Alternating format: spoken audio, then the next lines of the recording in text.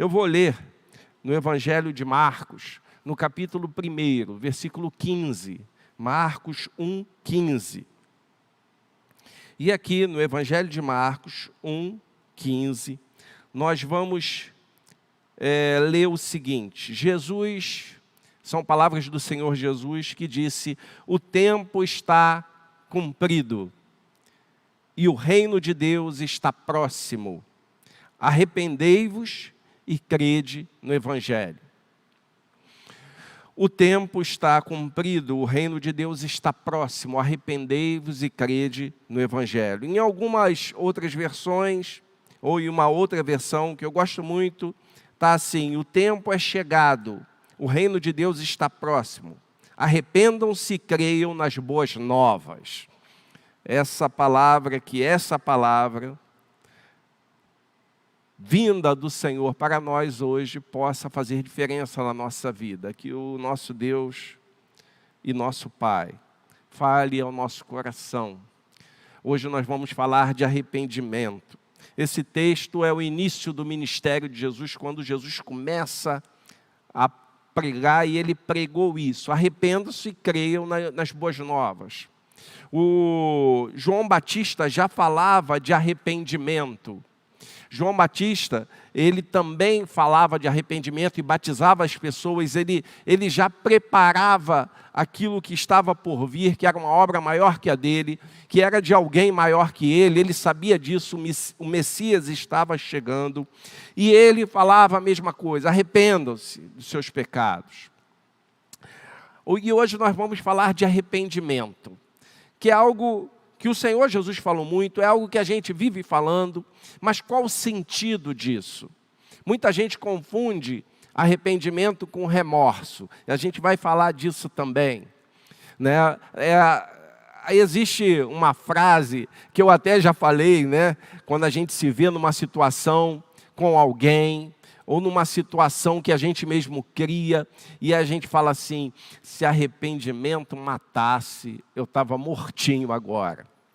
É uma frase que a gente fala: se arrependimento matasse. Então, o que é arrependimento? E muita gente faz uma confusão muito grande para diferenciar, para distinguir arrependimento e remorso. E às vezes as pessoas confundem as coisas. Às vezes as pessoas estão vivendo uma situação de remorso e acham que é arrependimento, quando na verdade não é arrependimento. A palavra arrependimento, ela vem... a palavra latina para arrependimento tem a ver com penitência, com culpa, com reconhecimento da culpa. Aqui no Evangelho, arrependimento vem de uma palavra da língua grega que diz metanoia. Então, arrependimento tem a ver com metanoia. Metanoia é a mudança de atitude em relação a alguma coisa, mudança de ideia a respeito de alguma coisa, mudança de rumo a respeito da sua própria vida, transformação na forma de pensar e na forma de agir em relação a alguma conduta. Isso é arrependimento. É dar marcha ré e acelerar com toda a potência do motor para mudar totalmente o sentido da vida, o sentido das atitudes, o sentido daquilo que fazia. Arrependimento tem a ver com metanoia. Metanoia vai dar origem a algumas palavras, né, que tem a ver com transformação, metamorfose, né, que tem a ver com mudança na forma, mudança na vida, mudança nas atitudes. Isso é metanoia. E arrependimento, aqui a palavra que traduz para arrependimento é metanoia.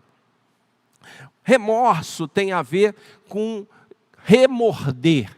É isso mesmo, né? Remorso é morder de novo, é se morder. É algo que traz dor.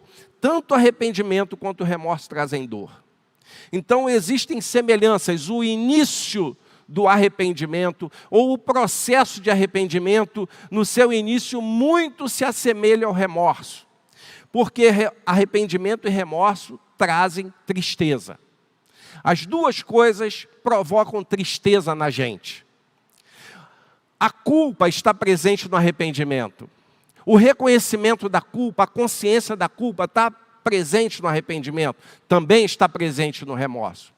A diferença entre os dois, a gente vai ver daqui a pouco, tem muito a ver com a forma como se lida com isso, ou a forma como se decide agir em relação a isso. A essa tristeza, a essa dor, a esse sofrimento trazido pela culpa. Então, as duas coisas estão interligadas. Mas em relação ao arrependimento, o arrependimento é um requisito básico para a conversão. O arrependimento tem tudo a ver com a conversão. Há quem diga que a fé e o arrependimento são duas faces da mesma moeda, são dois aspectos do mesmo processo. O arrependimento gera fé, a fé gera arrependimento, porque eles estão interligados. Por isso que o Senhor Jesus fala, arrependei-vos e crede no Evangelho. Arrependam-se e creiam. É isso que o Senhor fala. Então o arrependimento e a fé têm tudo a ver. O arrependimento e o crer têm tudo a ver. Estão interligados, estão ligados. Né? O arrependimento é essa mudança de atitude. O arrependimento é doloroso, é uma tristeza, porque a pessoa fica sensibilizada e triste pelo mal que provocou para os outros, para alguém. Então, o reconhecimento da culpa pelo mal que provocou em algum momento, para alguma pessoa, para si mesmo, ou até mesmo para Deus. O arrependimento tem esse viés de tristeza verdadeira pelo mal que prejudicou alguém. Então a gente pode concluir que arrependimento não é remorso, porque remorso é uma tristeza que gera morte. Vocês lembram da história de Judas Iscariotes, quando ele traiu Jesus? Judas Iscariotes trai Jesus, ele sente um profundo remorso, uma profunda tristeza, mas que gera nele não arrependimento, remorso. Judas Iscariotes se consome pelo remorso. É a tristeza que gera a morte. O remorso é isso. Porque o remorso reconhece a culpa, mas não sai debaixo da culpa. Vamos ver duas pessoas, Judas Iscariotes e Pedro. Os dois, de alguma forma, traíram Jesus. Judas traiu porque entregou Jesus. Pedro traiu porque disse que ia fazer algo que não fez. Que ia até a morte com ele não foi. Pedro, quando se sentiu com medo, negou até que conhecia Jesus. Ele negou Jesus. Mas Judas teve remorso. Pedro teve arrependimento. O remorso gera morte. O arrependimento é a tristeza que Deus opera e gera vida. Porque o arrependimento, até o arrependimento, é influência do Espírito Santo. Lá em 2 Coríntios 7,10, vai dizer que a tristeza, segundo Deus, opera arrependimento para a salvação. O que aconteceu com Pedro foi a tristeza operada pela consciência dada pelo Espírito Santo, que gerou vida para ele. Doeu, dói, fere, causa sofrimento, mas gera vida. É a tristeza que gera vida, é o arrependimento. O remorso fica focado no passado. Você pode ver que a pessoa que tem remorso está sempre olhando para trás, sempre se remoendo com o passado, sempre carregando o peso da culpa. Ela não consegue olhar para frente. O arrependimento não. O arrependimento a pessoa sofre, mas olha para o futuro. O arrependimento projeta uma vida nova. O arrependimento projeta uma situação nova. O arrependimento gera na pessoa uma atitude nova, ou uma nova vida, uma vida nova para o futuro. O remorso aprisiona, acorrenta, tortura. O arrependimento liberta. Meus irmãos, o arrependimento viabiliza uma nova vida. O arrependimento é obra de Deus. O remorso é obra humana. O remorso não permite a pessoa se perdoar. O remorso não admite que Deus possa perdoá-la. O arrependimento gera nela aquela tristeza, mas a tristeza para a salvação, porque ela consegue uma nova vida, uma vida diferente, uma vida que é liberta ou libertada pelo perdão. Meus queridos irmãos, o arrependimento não é remorso. A gente vê que no arrepender-se, crer, isso traz um símbolo para que nós praticamos aqui na igreja muitas vezes, o batismo. O que é o batismo? É o arrepender-se, crer e ter uma nova vida. O arrependimento, meus irmãos, pressupõe culpa, mas não se limita à culpa. A culpa gera dor. A culpa gera sofrimento. Mas com o arrependimento, a pessoa alcança o perdão. O arrependimento não é leviandade.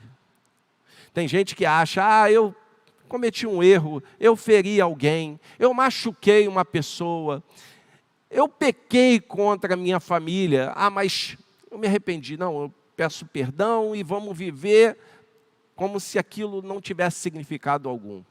Mas não é isso. Isso é leviandade. Isso é irresponsabilidade. Isso é insensibilidade com o outro. Porque o arrependimento traz sempre consigo o reconhecimento da culpa, o sofrimento por ela, a contrição pelo mal que causou. O que é contrição? Tem tudo a ver com arrependimento.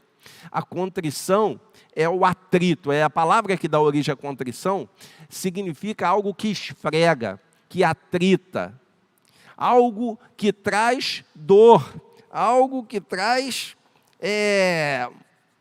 que faz moer. Contrição é moer. Né? Então a pessoa se moe, porque fazer mal, porque pecar sempre traz consequências. Ninguém passa impune pelo pecado. Tem uma música antiga dos Beatles, né? Let It Be. Né? Eu acho que todos lembram dessa música, é um clássico dos Beatles. Let It Be, Let It Be. Né? Let It Be significa deixa estar, deixa estar. Tem gente que vive assim, deixa estar. Independente do mal que pratique, independente da dor que cause, deixa estar. Quem se arrepende não age assim. Quem se arrepende reconhece seus próprios erros, seus pecados e quer se livrar dele, porque arrependimento é mudança de ideia a respeito do mal que produz. É mudança de ideia a respeito do pecado. Eu li um livro que traz assim uma forma muito interessante de demonstrar a condição humana, e eu quero compartilhar aqui. Nesse livro, o autor fala, C.S. Lewis, ele fala sobre o dualismo que a gente vive. Né? E a gente vive um dualismo. A gente vive num mundo em que as poderes malignos, as forças do mal, poderes malignos, potestades malignas estão comandando as coisas.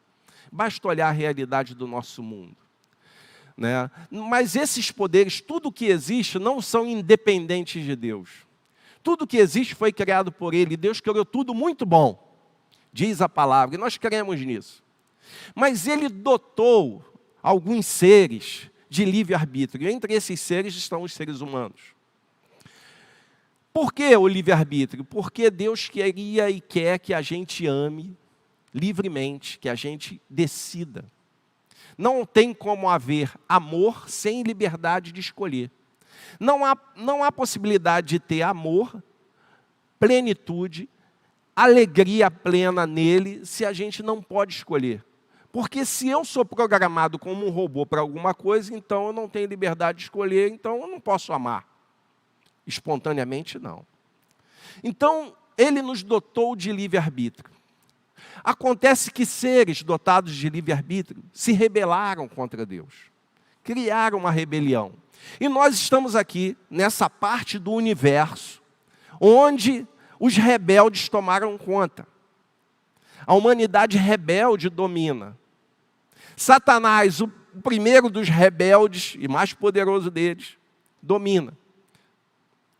Todos criados por Deus, bons, criados por Deus de maneira boa, para serem bons, mas que decidiram se rebelar contra Ele. E nós estamos do lado errado dessa luta, dessa rebelião. Porque ao invés de estarmos do lado do Pai, bom, amável, poderoso, que quer a nossa felicidade, nós escolhemos. A humanidade escolheu estar do lado dos rebeldes. Nós nos rebelamos contra Deus. Acontece que a gente vive nesse mundo de rebeldia, de pecado, e pecado é isso? É se rebelar contra Deus. A gente vive nesse mundo de rebeldia. E o rei decidiu vir a esse mundo para sabotar essa rebeldia. Olha que interessante. E ele veio disfarçado. Disfarçado de um menino, depois de um homem simples. Mas que a arma que esse rei usa para sabotar isso tudo é o amor. Ele ama profundamente cada um de nós. E quer que a gente mude de lado. Então ele vem, né, nesse território ocupado pelo inimigo, e vem sabotar toda essa história, toda essa rebeldia, toda essa rebelião. E aí, né, uma das formas que a gente se comunica, ou que aqueles que resistem à rebelião, ou aqueles que decidem aderir ao reino dele, uma das formas que eles se comunicam com o Pai, com o Rei, está aqui, ó, através da oração, da palavra. É por isso que Satanás, o grande inimigo, ele fica furioso. Ele tenta de todas as formas colocar na mente das pessoas que não vale a pena estar em igreja, que igreja de Cristo é uma utopia, que estar juntos em comunhão buscando a Deus não gera nada. É por isso que muitos são convencidos disso e permanecem alheios à comunidade daqueles que querem se voltar para o verdadeiro Rei. E aí, o arrependimento, o que é? No dizer desse autor, ele diz, o arrependimento é você que guerreava contra esse rei, que guerreava contra o Filho de Deus, que veio justamente para detonar essa rebelião que foi provocada contra Deus, provocada pelo orgulho que contaminou Satanás e contamina a humanidade. O Senhor Jesus vem e nos ama, se entrega e morre numa cruz. E o reino das trevas, achando que venceu, quando na verdade ele vence a morte. E aí quando a gente se converte, quando a gente se arrepende, a gente chega para ele, pega as armas que a gente tem e joga aos seus pés. A gente se rende totalmente a ele. A gente recebe esse reino dele no nosso interior, no nosso coração. Arrepender-se então seria eu abrir mão das minhas armas. As minhas armas do ego, o meu orgulho, a minha palavra cruel, o meu coração endurecido, a minha couraça de ódio. Eu pegar tudo isso e colocar aos pés dele e dizer, eu me rendo totalmente. E isso é arrepender-se. É essa rendição. É olhar para ele e dizer, olha Senhor, eu estava do lado errado. E agora eu quero caminhar contigo. Olha Senhor, eu era rebelde. Mas agora eu quero ser teu filho. Olha Senhor, eu era alguém que não admitia por mim mesmo me curvar diante da tua grandeza. Mas agora eu quero me tornar um seguidor seu. Olha, Senhor, eu era filho das trevas, agora eu quero ser filho da luz. Isso é arrependimento. É quando eu abro mão das minhas armas, é quando eu me rendo. É quando eu digo para Deus que quero mudar de lado, porque aonde eu estava, o rumo que eu estava levando, estava me levando para a morte. Isso é arrependimento. Mas o problema, meus queridos, e eu quero despertar a mim mesmo e a você, é que muitas vezes nós achamos que arrepender-se e crer em Jesus é apenas retirar da nossa vida alguns aspectos dessa rebelião. Às vezes nós pensamos que mudar de lado ou mudar para o lado do reino de Deus é eu abrir mão daqueles pecados que são inconvenientes, como os pecados sexuais. As pessoas acham que o cristão, o seguidor de Jesus, para ele o pior dos pecados são os pecados sexuais. Então as pessoas acham que não, vou abrir mão dessa vida promíscua que eu levo. Eu vou abrir mão desse aspecto da minha vida que realmente é escandaloso. Então eu abro mão disso. Eu agora não serei mais adúltero, eu agora não serei mais promíscuo, eu agora não serei mais pervertido. Eu abro mão disso. Então, porque isso incomoda? Ou então o outro que abre mão de um vício. Vou abrir mão do álcool, vou abrir mão das drogas, porque isso incomoda, isso é escandaloso, isso faz mal para o meu corpo, isso está me destruindo a saúde. Eu vou abrir mão desse meu temperamento, então eu vou deixar de lado, porque o meu temperamento, ele é um temperamento muito nocivo, é um temperamento muito cruel, é um temperamento muito grosseiro, essa minha personalidade é violenta, eu vou abrir mão disso. Então as pessoas escolhem certas coisas da sua vida que fazem mal, que realmente são pecados, que realmente são ruins, que realmente são nocivas, são destrutivas de fato. Mas só que existem outros aspectos da vida que as pessoas não deixam alcançar. E o arrependimento, ele é morte. Por isso que dói. Porque a gente tem que morrer, mortificar mesmo. O apóstolo Paulo fala que a gente tem que morrer com Cristo. Arrependimento é isso. É a vida toda que tem que estar envolvida. Não são só esses pecados que eu escolho e que considero inconvenientes, mas é o meu agir, a minha forma de olhar o outro como se fosse inferior a mim. É a minha forma, meu olhar de superioridade para quem me cerca. É a tirania com que eu trato as pessoas, inclusive os da minha família mesmo. É o orgulho que me faz sentir melhor do que aquelas pessoas que me cercam.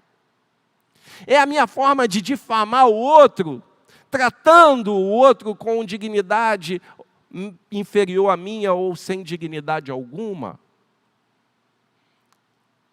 E esse orgulho, essa soberba, essa vaidade que me faz sentir virtuoso, precisa ser alcançado, ou precisam ser alcançados pelo arrependimento. Existem pessoas que agem assim, que são assim, espiritualmente orgulhosas, porque os pecados da carne, aquilo que tem a ver com o nosso aspecto animal, é nocivo, são nocivos realmente. Mas os pecados espirituais, esses que eu citei aqui, que são fruto da vaidade, do orgulho, da soberba, da minha altivez, esses precisam ser alcançados pelo arrependimento. Esses são os mais difíceis de ser alcançados. Existem pessoas que vestem a capa da virtude, que agem com todo o seu orgulho, soberba, tirania, que maltratam emocionalmente, psicologicamente outras pessoas, que olham as pessoas de maneira muito altiva, do alto da sua soberba, do seu orgulho. São extremamente competitivas porque estão sempre querendo mostrar que são melhores. E por que não dizer porque estamos sempre querendo mostrar que somos melhores? Pessoas assim que frequentam bancos de igreja, mas que estão mais perto do inferno, do que uma prostituta, do que um drogado, do que um viciado, do que alguém que está ébrio numa sarjeta. Estão mais perto do inferno que essas pessoas. Mas por que você fala isso? Porque o Senhor Jesus disse. Porque Ele disse que Ele veio para os doentes. vai conversar com uma pessoa assim e vai ver como elas se quebrantam muito mais facilmente do que um orgulhoso sentado no banco da igreja. Vai falar com um travesti na madrugada, como os irmãos faziam aqui. Como aquelas prostitutas, aqueles travestis, lá, ó, vendendo o corpo na rua. Ouviam falar de Jesus, se quebrantavam e choravam. Estão mais perto do quebrantamento, da conversão, do que muitos que frequentam bancos de igreja, mas estão tomados pelo orgulho, que não recebem a palavra nunca para si, porque a palavra é sempre para alguém que não é ele, nunca é para mim. Ele tinha que estar aqui ouvindo isso agora. Quantas vezes você não disse isso? Ou pensou? É difícil, dá um trabalho terrível. Já disse, Caio Fábio já falava isso há muito tempo, dá um trabalho terrível converter evangélico. Porque ele nunca acha que precisa da conversão. Meus irmãos, a bondade de Deus é que opera o arrependimento. Que essa bondade possa nos transformar por completo. Não apenas naquelas coisinhas que escandalizam, não apenas naqueles pecados graves, sérios, com consequências nefastas que aparecem.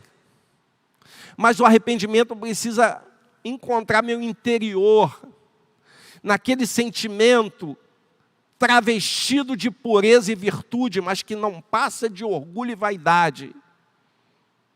O arrependimento precisa alcançar isso dentro de mim. Não apenas na casca. O Senhor Jesus já falava, falava lá para os religiosos, vocês parecem esses sepulcros bem pintadinhos, bem arrumadinhos. Alguns com flores, outros com granito, com mármore. Esses jazigos lindos, mas que por dentro está em decomposição. O arrependimento precisa gerar em nós morte, mortificar, para nascer de novo. O Senhor Jesus falou, tem que nascer de novo. O que o batismo, a gente batiza ali, simboliza isso? É crer nele, é arrepender-se, crer, morrer para aquela condição e ressurgir para uma nova vida em Cristo. Isso é arrependimento. E ninguém morre parcialmente, meus irmãos, a gente tem que morrer por completo. A bondade de Deus é que opera o arrependimento. Lá em Romanos 2,4 vai dizer que é a bondade de Deus que opera em nós o arrependimento. E lá em Atos capítulo 3,19 vai dizer que o arrependimento é necessário para que eu alcance o perdão. Não adianta eu ficar declarando que sou pecador, eu pequei, mas não me arrependo, não mudo, não me permito transformar. Então não gere em mim transformação, não gera em mim mudança de atitude, eu fico sempre pecando, e dizendo, let it be, let it be. Deixa estar. Meus irmãos, o Filho de Deus se tornou homem, se tornou gente, para que as pessoas, para que a humanidade, para que os homens e mulheres se tornem filhos de Deus. Olha só, o Filho de Deus, o Rei dos Reis, se torna homem, para que nós possamos nos tornar filhos de Deus. E isso é operado pelo arrependimento. Que Deus possa operar em nós com seu ato de bondade, essa transformação completa da nossa vida. Que Ele tire de nós toda aquela soberba, aquele orgulho, todo esse sentimento de vaidade, todo esse pecado triste que corrói a nossa existência por dentro. Que Ele faça essa transformação em nós. Que Ele nos abençoe.